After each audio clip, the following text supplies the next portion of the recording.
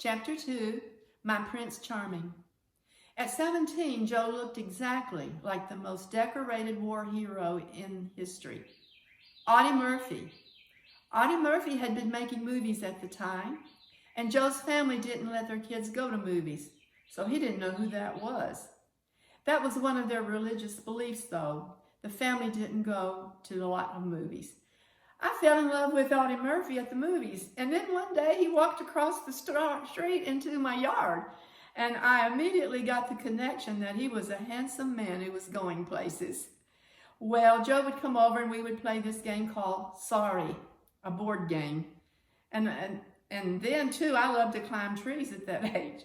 And one time I was up in a tree, and Joe walked over, and as he came into our yard, I yelled down, "Hey, Joe, me Tarzan." He yelled at me, "Well, me not Jane." And then I came down the tree, and he knew how to make me laugh. I had a whole bunch of glossy pictures of movie stars that I was collecting, and we'd go through them. He didn't know who any of them were. Remember, his parents wouldn't let him go to movies. But we just did it to spend time together. He helped my mother plant her garden, and he was thinking, I'm going to get on her good side too, for I have plans for this girl. At least that's what I imagine he was thinking. My dad would just stand over to the side wondering what this old boy was doing here. One day, Joe and I were playing Sorry, and my mother came over. She said, "Joe, do you think Gladys could go to church with you and your family? I notice you go every Sunday, and we're new and haven't found a church yet." The fact is, my parents didn't go to church, but she wanted me to go. He was so delighted, and I started going with Joe and his parents. We sat on the second row on the left, right in front of the pulpit at St. Luke Methodist Church in Augusta, Georgia. Joe's daddy was a Sunday school teacher, and every time Joe would get promoted to another class, his father would go and be the teacher of that class. He was tracking that young man. I think it's because he saw himself in Joe and knew what he had done at that age, and he wanted to make sure that he was on top of things for his son. Joe's dad was incredible.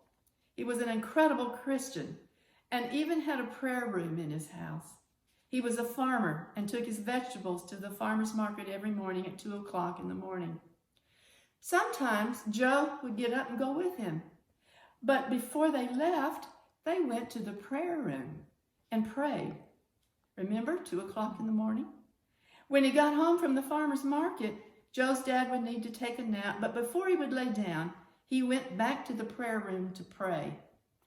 This was back before air conditioning, and the windows in the prayer room would be wide open. All the hands, the farm hands, that were working there on the farm in the fields below the 2-story house could hear Mr. Joe praying throughout the air. They were all African Americans, and one of them said, "Lord, that Brother Joe is really praying today." They would even hear their names being called out. Isn't that a wonderful thing? That's the kind of family Joe grew up in. My mother observed this and thought, this is the family for Gladys. That's why she asked Joe to take me to church. Thank you, Mother. I can still remember the sermon the preacher gave that changed my life. It was on the 3 temptations of Christ. Joe was somewhere else that Sunday, and I'd gone to church with his parents. And at the end of the sermon, the preacher asked if anyone needed to come forward to pray. I was sitting next to Mr. and Mrs. Grimaud and asked if they would let me by so I could go to the front. I shed many tears that day. It wasn't that I had been a bad girl or done anything wrong that would send me to hell. At least I can't think of anything that would have been like that. I just wanted to know the Lord in a more intimate way. And afterwards, Reverend Godfrey told Joe's dad that I was the sincerest young woman he had ever seen. I think that was the moment that his parents decided to see if they could get me into their family. Later, Joe was going to college at the University of Georgia in Athens, living with his sister and brother-in-law. However, he just played ping pong instead of studying. He had terrible grades after his first quarter and was failing. The Air Force came to the college and had planes sitting out on the pavement, a lot of them. He was able to sit in one and started dreaming about flying. At that time, he didn't think that was a possibility. He just wanted to be around airplanes. So he went home from college and told his parents that what was going on with school and that he wanted to join the Air Force. He begged his parents to sign for him, and they agreed. He left and went to basic training in Lackland Air Force Base in San Antonio, Texas. Russia had just sent Sputnik up into the space, and America was afraid that they were getting ahead of us. Joe took some tests with the Air Force that determined he was good with languages. So they sent him to Monterey, California, where he spent 6 months becoming a Russian language specialist in aviation. Afterwards, he was assigned to Turkey, where he would listen to pilots all day long to see where they were going and what they were doing. A little footnote here that's not in the book. Joe taught me to say one line in Russian. Ya libya tibya, and that means I love you. Isn't that sweet? Afterwards, he was assigned to Turkey, and he would listen to the pilots all day long. Excuse me, I've already read that sentence. I'll just go to the next one. I missed him incredibly when he was gone. During that time, we wrote letters and made phone calls to each other. The calls were expensive, and he wasn't making much money, so we had a 3-minute phone call each week, and that's how we kept in contact. Call us crazy. Shortly after Joe joined the Air Force, my dad's job in Augusta ran out. I was 14 years old when we were off to Houston, where he started work as a welder on the Humble building. My dad's sister, Aunt Faye and Uncle Charlie, lived in Houston, and their house was a gathering place for the rest of the family. We'd all meet there for coffee, meals, and to just spend time together. Joe had some leave coming up. He was going to have a month off for Christmas before he went to his assignment in Turkey. He used almost all of his paycheck that month and bought an engagement and wedding ring at the PX and came to Houston. On Christmas Eve, the whole family was gathered at my aunt and uncle's house. I knew nothing about what was going to happen. Joe gave me this little gift that I opened in front of everyone. Lo and behold, it was an engagement ring, and I allowed him to put it on my finger in front of everybody. My daddy looked at the ring and asked, "What Cracker Jack's box did you get that out of?"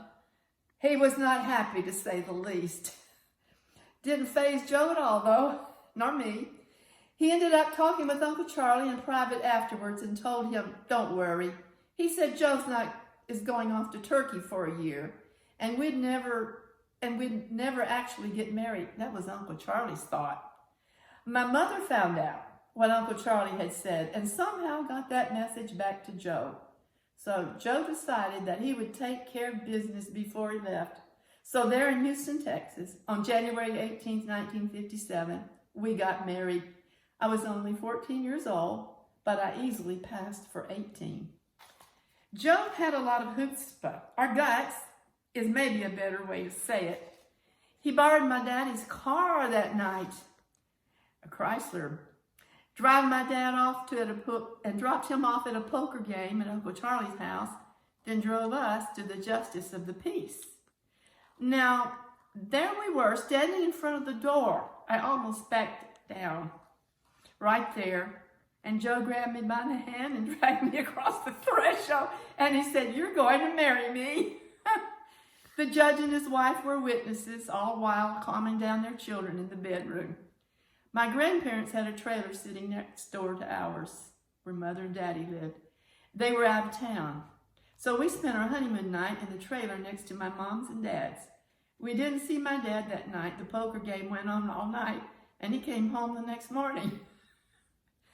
And he asked where Joe and I were, and Mother said, pointed to the trailer next door, "They're over there." "What are you talking about?" he explained, and Mother told him we got married the night before. Daddy wasn't mean to us. I think he was a little hurt, though.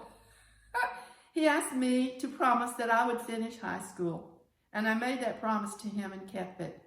Joe later told me that even though I said I finished high school because of that promise to my dad, he said, "Gladys, you really did it for yourself."